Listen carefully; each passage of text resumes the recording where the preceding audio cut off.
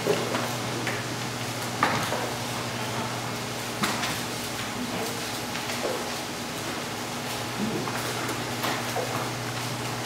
兄姐妹，大家平安。平安。大家早。早。有吃早餐吗？没有。跟旁边的人说中秋节快乐。中秋节快乐。中秋节快乐。嗨，快乐。有些人会说中秋节跟我们基督徒没什么关系啊，但其实我们无论是你说华人、台湾、中国都好，在我们许多节气里面是家庭团聚的日子。只要是团聚，我们就知道我们的父是世间众人的父，所以所有的团聚都跟他有关。阿们吗？所以在中秋节的时候，我们不只会说神啊，我们是一个团聚的日子，我们还会说神啊，叫我们想起所有跟你有关的孩子，叫我们想起所有跟你有关的孩子。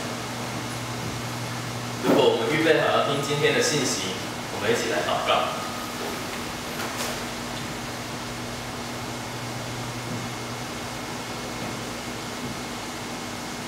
天父啊，我们奉耶稣的名聚集，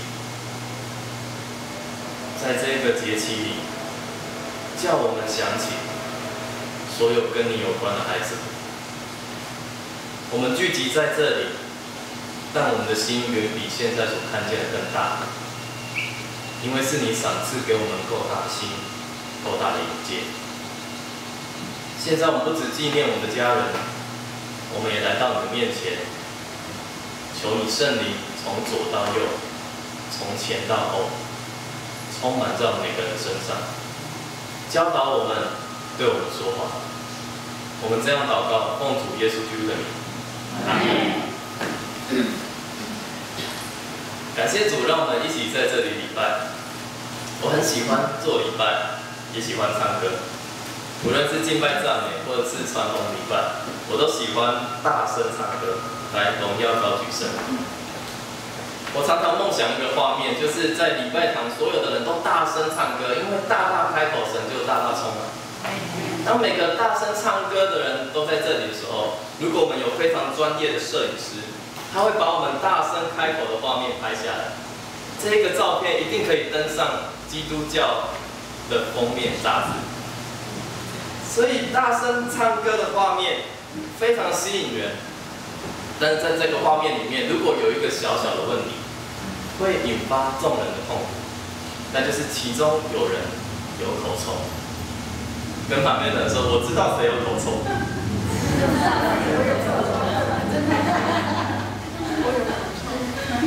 或许我们这些在教会服侍很久的人，早就已经知道口臭是一个困扰人的问题。在礼拜里面，你想要大声唱，但是不可以唱太大声，因为你在憋气。或者是跟别人讲话的时候，你很紧张，因为对方可能或者是这样子，完就心里开始紧张起来，完了，我是不是有口臭？所以每一次只要有服侍，我会有3个法宝，是我太太教我的。第一个是这个口腔清新剂，就是如果在服侍之前喷2下，在口腔里面会产生很清晰的味道。那有时候如果要跟人在一起，很快，我们不能够拿出这个来喷，然后再讲话，怪怪的，所以可能会提早准备，用这个一口酥，昨天在 7 买的，在这个一口酥吃2颗就可以让你的口气清新。但是有时候师会已经说群起要唱歌了，来不及再吃这个，喝2口水，不仅可以润喉，而且可以帮助我们口腔的味道不会太浓密。所以我带这3个法宝，能够改善我的口臭。弟兄姐妹，如果我们嘴巴的味道是臭的，那这3种可能有一点效果。但是如果我们的嘴巴所说的话是臭的，那这3个就没有效。今天经文是要来对付我们，如果我们的话语有口臭的话，应该怎么办？可能你跟我感到惊讶，跟我一起感到惊讶，就是雅各写这一封信一开始说，不要那么多人做教师。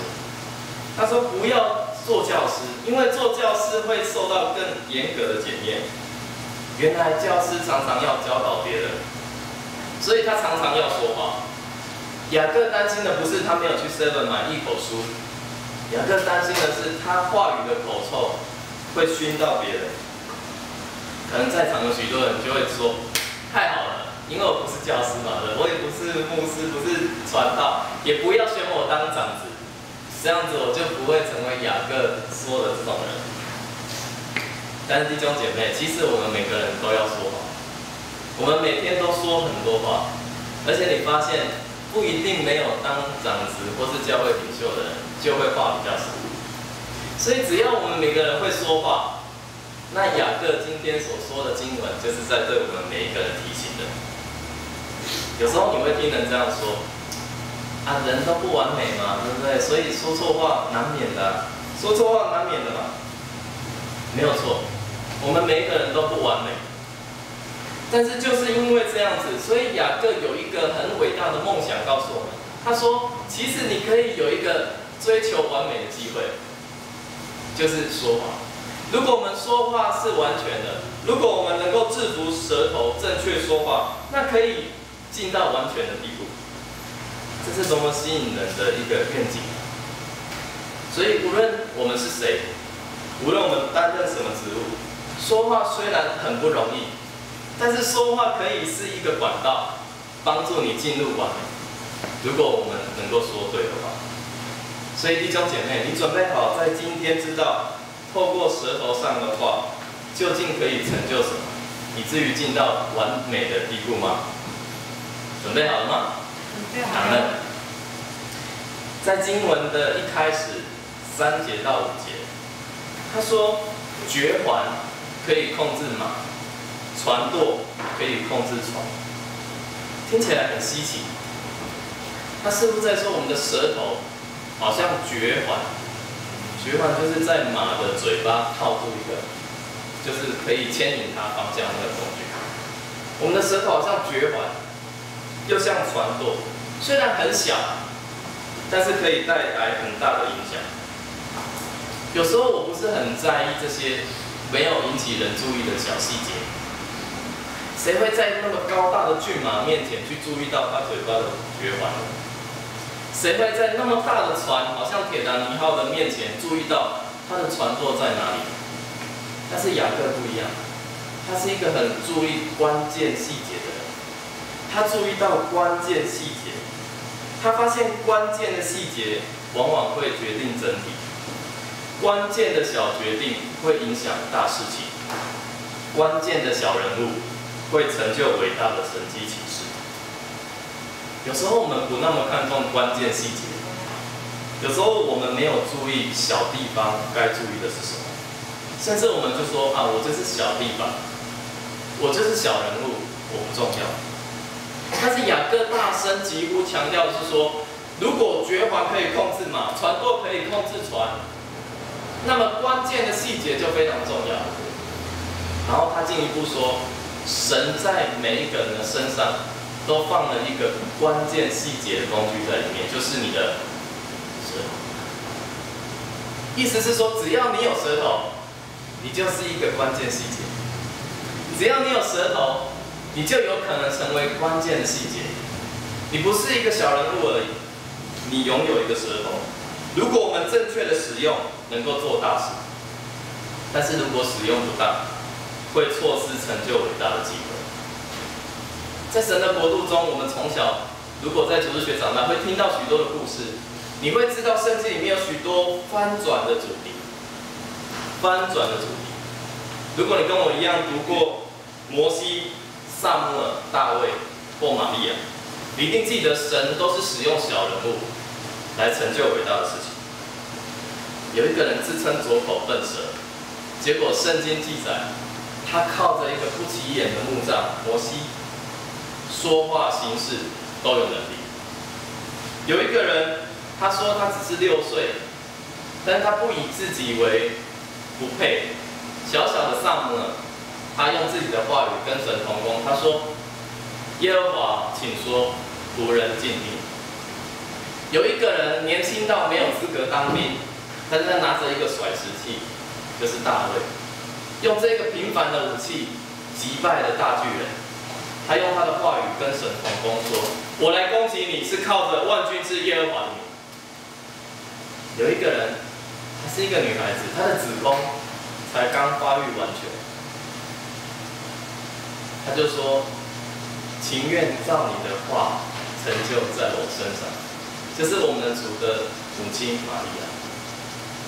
谁知道在一个那么年轻的女孩子里面的子宫，可以生出全世界的救世主？神都是使用小人物，用他们的口成就伟大的事情。今天也要成就在我们身上，也要成就在我们身上。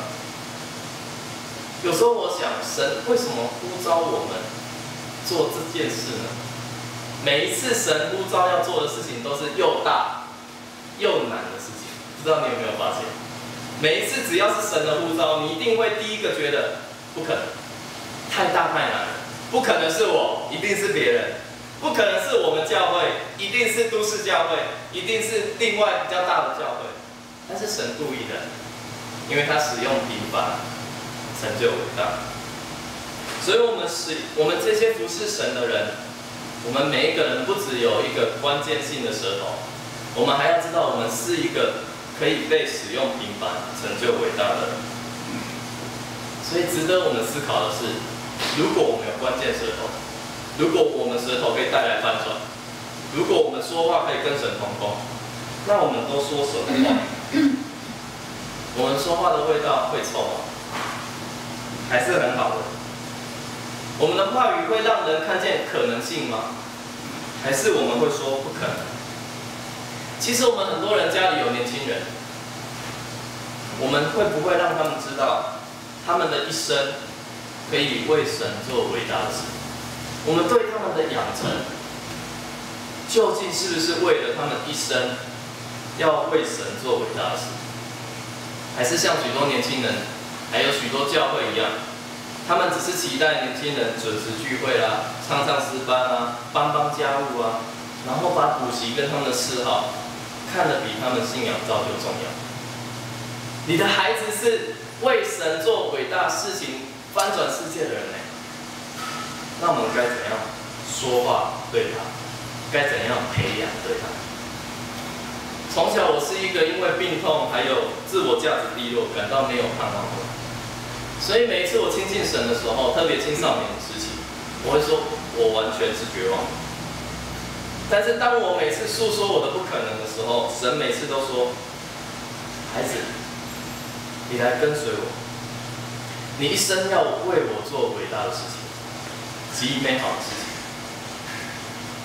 神都是这样说话的，神就是这样对我们说话。所以如果神也给我们舌头，要我们学像他；如果神也给我们舌头，那我们要学像他。神给我们的机会，用舌头来建造每一个小人物的生命，让我们可以一起跟随这么伟大的神，怀抱那么美好的梦想。我们的小舌头竟然能够说话建造彼此，我们的舌头有翻转人生命的能力。跟旁边的人说，你的舌头可以带来翻转。你的舌头可以带来翻转。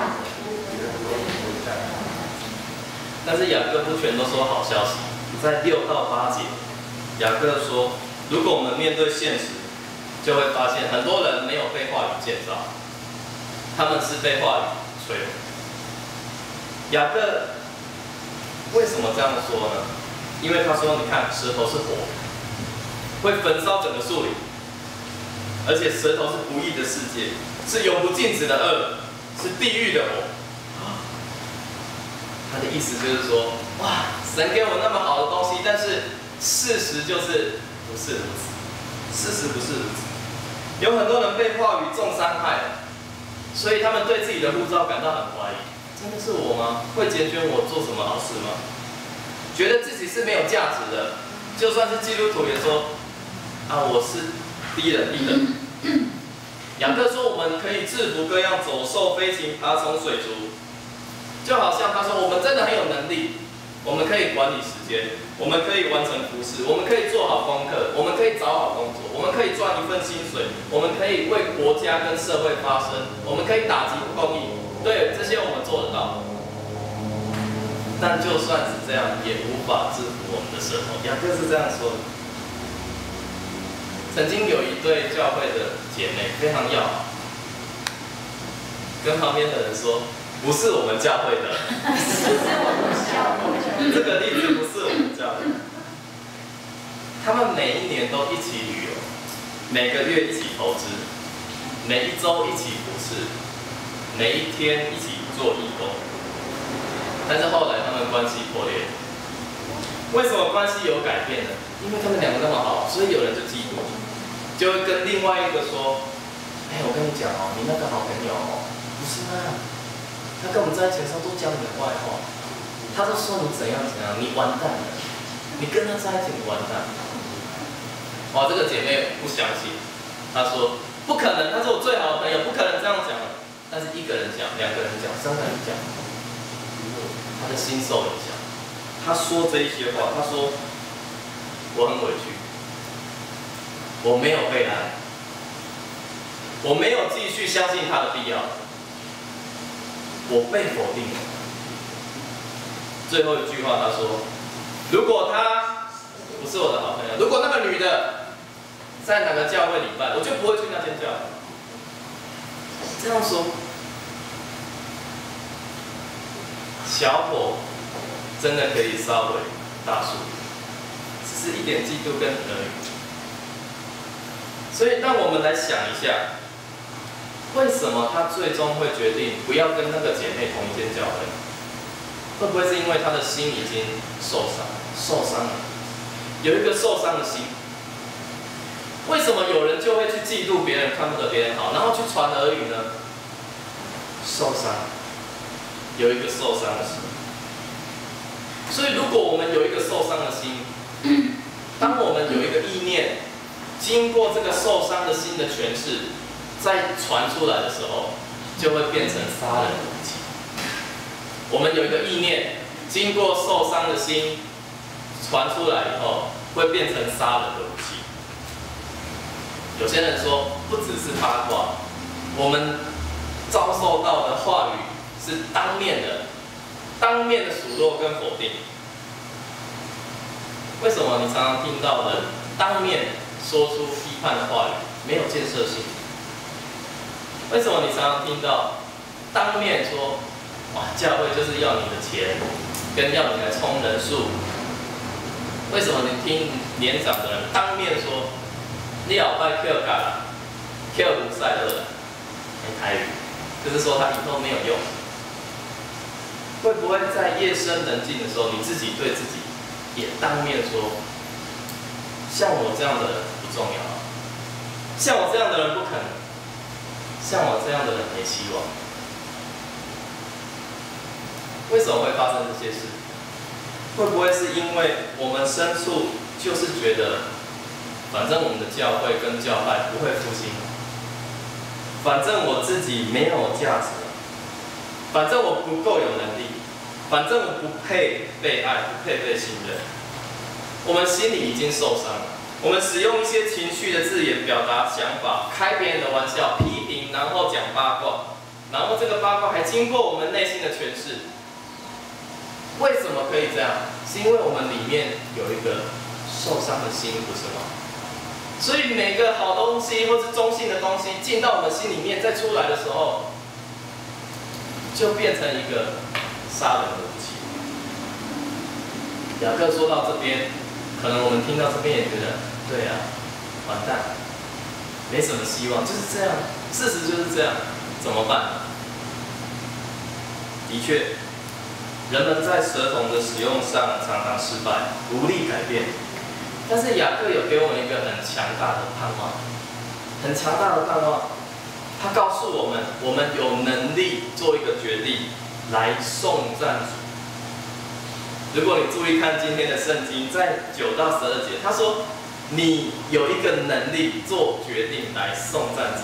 那有没有发现，亲爱的弟兄姐妹，今天你在这里，你不是做一个决定吗？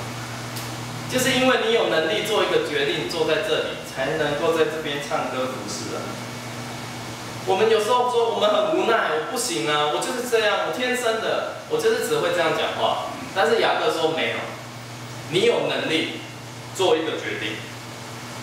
雅各说，我们可能会一边颂赞主，一边咒主人。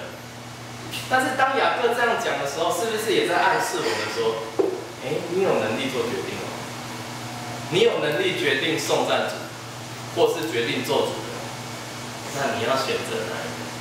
你要选择哪一个？雅各不只讲颂赞跟咒主而已，他还讲了这一些我们蛮熟悉的东西，因为是植物嘛。他说，甜跟苦两样情。他说无花果跟橄